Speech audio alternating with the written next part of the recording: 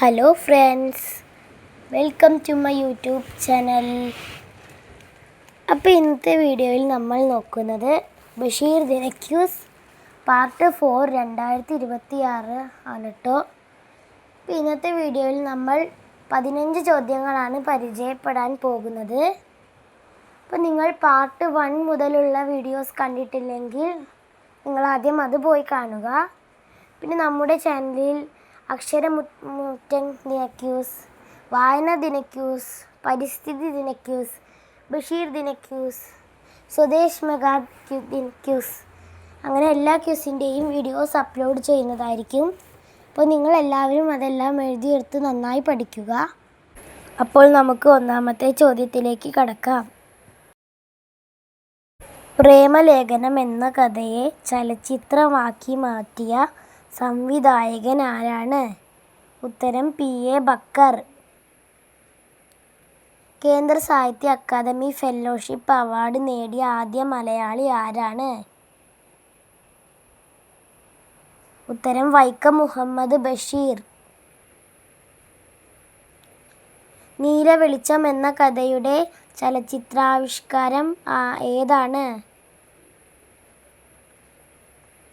ഉത്തരം ഭാർഗവീ നിലയം. ബഷീർ എഴുതിയ ഏക നാടകം ഏതാണ്? ഉത്തരം കഥാബീജം. എട്ടുകാലി മമ്മൂഞ്ഞ് എന്ന കഥാപാത്രം ബഷീറിൻ്റെ ഏത് കൃതിയിലേതാണ്? ഉത്തരം ആനവാലിയും പൊൻകുരിശും. സകല ജീവികൾക്കും ഭൂമിയിൽ ഒരു അവകാശമാണുള്ളത് എന്ന ആശയം ഉയർത്തിപ്പിടിക്കുന്ന ബഷീറിൻ്റെ കൃതി ഏതാണ്? ഉത്തരം ഭൂമിയുടെ അവകാശികൾ. NN കാരശ്ശേരി എഴുതിയ ബഷീറിനെ കുറിച്ചുള്ള പാട്ടുകാവ്യം ഏതാണ്? ഉത്തരം ബഷീർ മാല.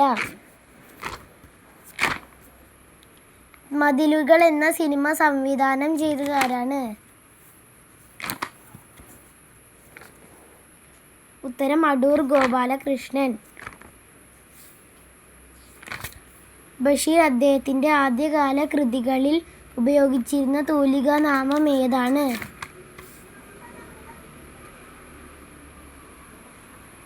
ഉത്തരം പ്രഭ. മണ്ടൻ മുത്തപ്പ ഏത് കൃതിയിലെ കഥാപാത്രമാണ്? ഉത്തരം മുച്ചീട്ടു കളിക്കാരൻ്റെ മകൾ. ബഷീറിന് വള്ളത്തോൾ അവാർഡ് ലഭിച്ച വർഷം ഏതാണ്? ഉത്തരം 1993. സിനിമയാക്കിയ ബഷീറിൻ്റെ ആദ്യ കഥ ഏതാണ്?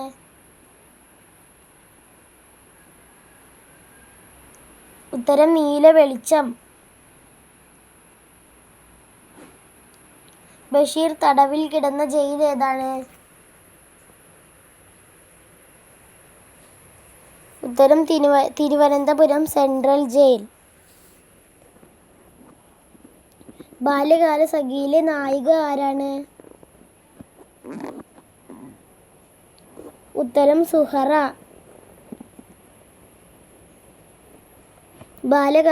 ബാല്യകാലസഖി കഥാപാത്രമാകുന്ന ബഷീറിൻ്റെ നോവൽ ഏതാണ്?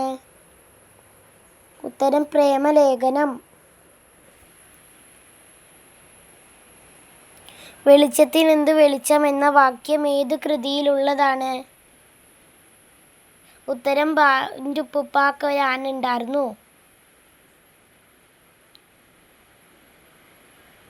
അപ്പോൾ ഫ്രണ്ട്സ്, നമ്മുടെ ബഷീർ ദിനക്യൂസ് 2026 പാർട്ട് 4 ഇവിടെ അവസാനിക്കുകയാണ്. അപ്പോൾ ഇന്നത്തെ വീഡിയോയിൽ നമ്മൾ 15 ചോദ്യങ്ങളാണ് പരിചയപ്പെട്ടിട്ടുള്ളത്. അപ്പോൾ നിങ്ങളെല്ലാവരും ലൈക്ക് ചെയ്യുക, സബ്സ്ക്രൈബ് ചെയ്യുക, പിന്നെ നിങ്ങളുടെ ഫ്രണ്ട്സിനൊക്കെ ഷെയർ ചെയ്ത് കൊടുക്കുക. അപ്പോൾ ഇനി പാർട്ട് 5 ഉടൻ വരുന്നതായിരിക്കും. Thank you for watching.